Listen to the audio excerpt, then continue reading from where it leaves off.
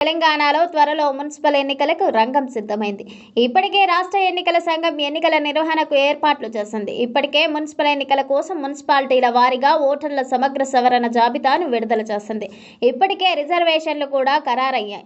వచ్చే నెలలో రాష్ట్ర వ్యాప్తంగా మున్సిపల్ ఎన్నికలు జరగనున్నాయి. ఈ క్రమంలో పార్టీలన్నీ ఎన్నికలకు ఇప్పటి నుంచే సిద్ధమవుతున్నాయి. ఇప్పటి నుంచే వ్యూహాల్లో మునిగిపోయాయి. ఎవరికి వారు ఎత్తుకు పై ఎత్తులు వేస్తున్నారు. ఈ క్రమంలో అసదుద్దీన్ ఓవైసీ నేతృత్వంలోని ఎంఐఎం పార్టీ రాబోయే తెలంగాణ మున్సిపల్ ఎన్నికల్లో పోటీపై కీలక ప్రకటన చేసింది. మున్సిపల్ ఎన్నికల్లో పోటీకి సిద్ధమవుతున్నట్లు అసదుద్దీన్ ఓవైసీ తాజాగా స్పష్టం చేశారు. మున్సిపల్ ఎన్నికల్లో ఎంఐఎం పూర్తి స్థాయిలో పోటీ చేస్తోందని ప్రకటించిన ఓవైసీ పార్టీ టికెట్ల కోసం ఆసక్తి ఉన్న అభ్యర్థులు తప్పనిసరిగా దరఖాస్తు చేసుకోవాలని సూచించారు. ఈ నెల 20వ తేదీ వరకు అభ్యర్థులు దరఖాస్తులు స్వీకరించనున్నట్లు ఓవైసీ తెలిపారు. ఆసక్తికర అభ్యర్థులు దరఖాస్తులను పార్టీ కార్యాలయానికి పంపాలని పిలుపునిచ్చారు. పార్టీ నిబంధనలు, విధానాలను గౌరవించే వారికే మున్సిపల్ ఎన్నికల్లో తమ పార్టీ తరఫున పోటీ చేసే అవకాశం కల్పిస్తామని స్పష్టం చేశారు.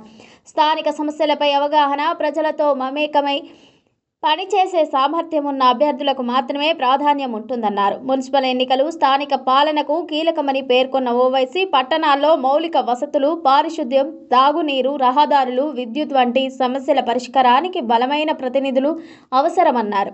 ఈ నేపథ్యంలో ఎంఐఎం అభ్యర్థులు ప్రజల సమస్యలను నేరుగా అర్థం చేసుకుని పరిష్కార దిశగా పనిచేయాలని సూచించారు.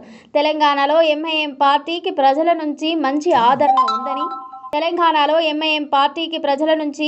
ఉందని గత ఎన్నికల్లో సాధించిన విజయాలే దీనికి నిదర్శనమని వ్యాఖ్యానించారు. ఇదిలా ఉండగా పాత బస్తీలో ఇటీవల చోటు చేసుకున్న ఘర్షణలపై ఓవైసీ స్పందించారు.